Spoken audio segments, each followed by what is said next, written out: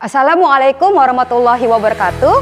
Ketemu saya dengan Rizka Januta Siregar, guru bidang studi matematika SMA Islam Anijam Medan. Hai, selamat pagi, tetap semangat. Ketemu lagi dengan pelajaran matematika yang sangat menyenangkan. Kita buka dengan lafaz basmalah. Kita masuk ke pertemuan ketiga untuk limit fungsi trigonometri ya. Limit fungsi trigonometri kita bahas di video yang pertama, itu tentang rumus dasar dan perluasannya. Kemudian di video kedua kita bahas tentang bentuk lain dari limit-limit tersebut dalam bentuk contoh soal. Dan untuk pertemuan ketiga ini kita tetap membahas tentang bentuk-bentuk lain ya, soal-soal limit fungsi trigonometri. Ingat, untuk limit fungsi trigonometri kita pergunakan rumusnya jika dia operasinya adalah perkalian dan pembagian. Nah, bagaimana jika dia prosesnya atau operasinya adalah penjumlahan dan pengurangan? Yang contohnya yang perkalian seperti ini ya. Misalnya limit X menuju 0, ya kan? Sin X dikali tan X per X kuadrat. Ya, ini adalah operasinya perkalian dan pembagian. Kita bisa langsung menggunakan rumus dari limit fungsi trigonometri yang kita bahas di video pertama. Tetapi bagaimana kalau dia operasinya adalah penjumlahan dan pengurangan seperti ini? Limit X menuju 0 dari cos 2X dikurang 1 per X kuadrat.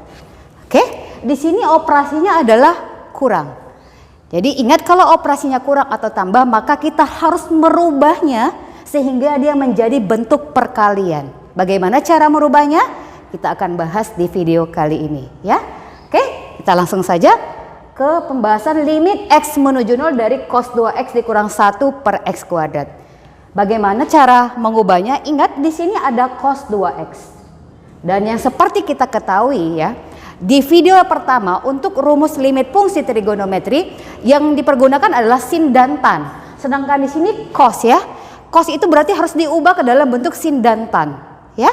Oke. Cos 2X, masih ingat nggak rumus cos 2X? Cos 2X itu ada 3 rumusnya ya. Yang pertama adalah 1 kurang 2 sin kuadran X. Yang rumus kedua adalah 2 cos kuadran X dikurang 1. Dan yang ketiga adalah cos kuadran X dikurang sin kuadran X.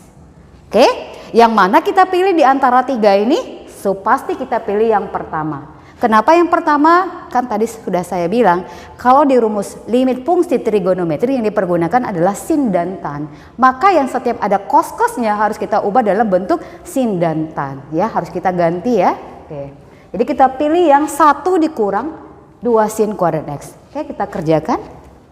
Jadinya limit ya, X menuju 0 ya, cos 2X dikurang 1 per X kuadrat. Jadinya limit ya, X menuju 0, cos 2X ini kita ubah menjadi apa? 1 kurang 2 sin kuadran X. Paham ya? Kemudian dikurang 1 dibagi dengan X kuadrat. Saya yakin kamu pasti paham ya. Kemudian 1 di sini bisa kita tewaskan dengan 1 yang di sini, karena 1 kurang 1 hasilnya 0. Berarti tinggal berapa?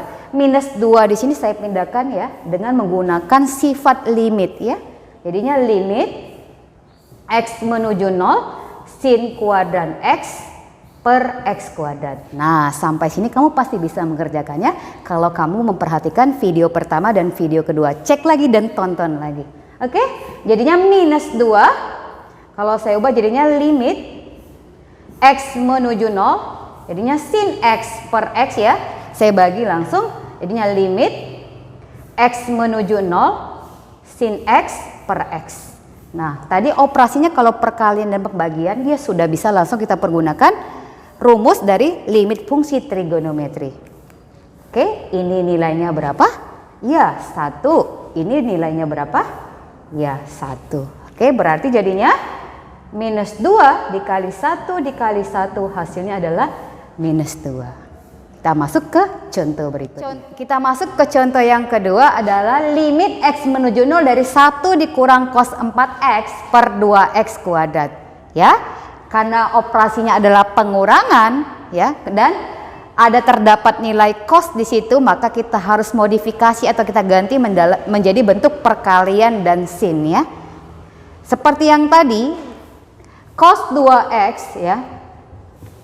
Cos 2x itu kita ambil tadi berapa? 1 dikurang 2 sin kuadran x ya. Gimana kalau kita mencari cos 4x? Saya kasih kata kuncinya ya. Ketika di sini 2, di sini berapa koefisiennya? Berarti ada bilangan di sini adalah 1. Berarti perbandingannya untuk cosnya dengan perubahannya itu adalah 2:1.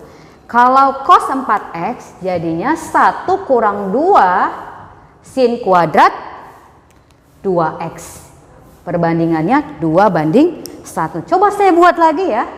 Cos 6x. Cos 6x berarti bisa kita ubah menjadi 1 dikurang 2 sin kuadrat. Berapa 6 dibagi 2? 3 ya, 3x. Paham ya?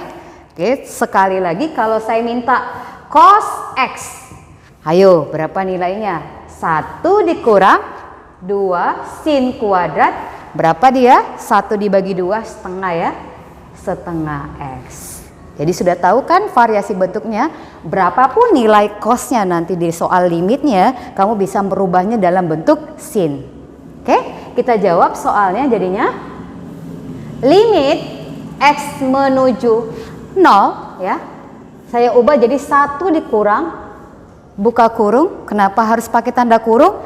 Karena setelah tanda minus ada 2 suku yang harus kita rubah. Kalau tidak dikurungkan nanti kamu bisa khilaf ya. Kita jadikan kalau cos 4x jadinya 1 dikurang 2 sin kuadrat 2x. Oke, kita bagi dengan 2x kuadrat. Sama dengan 2 di sini nanti dia bisa menjadi angka di depan dari limitnya dengan menggunakan sifat limit. Limit x menuju 0, saya kalikan minusnya ke dalam ya. Jadinya 1 kurang 1 tambah ya 2 sin kuadrat 2x per x kuadrat. Oke, kita lanjut. Kemudian jadinya setengah. Jadinya limit x menuju 0. Ini tadi satunya kita tewaskan. Mati ya. Jadinya 2 sin kuadrat 2x per x kuadrat. Sampai sini sudah mengerti? Oke, 2 di sini juga kita bisa pindahkan ke depan jadi setengah dikali 2 limit x menuju 0. Jadinya kan kalau saya bentuk pisah ya, bentuk kuadratnya, jadinya sin 2x di sini per x, kemudian juga di sini per x. Ini nilainya berapa? 1 ya, karena 2/2 itu nilainya 1 dikali limit x menuju 0 jadinya sin 2x per x dikali limit ya sin 2x per x menuju 0. Nah, untuk mencari limit ini kamu juga bisa melihat kembali video sebelumnya. Jadinya 1, ini nilainya berapa? Di sini 2, di sini ada angka berarti 2/1 ya. Dikali 2/1 dikali lagi. Di sini juga ada angka 2, sini kemudian di bawah ada angka 1, berarti 2/1 sama dengan jadinya 4. Oke, inilah penyelesaian untuk soal limit fungsi trigonometri dalam bentuk cos. Kita masuk ke contoh yang ketiga, yaitu limit x menuju 0 dari sin kuadran x ditambah cos kuadran x dikurang cos x per x dikali tan x. Oke? Berarti di sini ada operasi jumlah dan kurang, maka kita harus rubah dia menjadi bentuk kali, dan cos itu harus dihilangkan dan dimusnahkan sehingga bentuknya hanya sin dan tan. Oke? Kita jawab limit x menuju 0. Di sini ada sin kuadran x ditambah cos kuadran x. Itu adalah rumus identitas ya. Rumus identitas yang jika dijumlahkan sin kuadran x ditambah cos kuadran x itu bernilai 1 ya. Jadinya tinggal 1 dikurang cos x. Apa? Ayo. Cos x tadi diubah menjadi apa? 1 dikurang 2 sin kuadrat setengah x. Karena perbandingannya adalah 2/1. Jadi ketika di sini 1, sini menjadi setengah. Oke? Dibagi dengan x dikali tan x. Oke, sudah paham?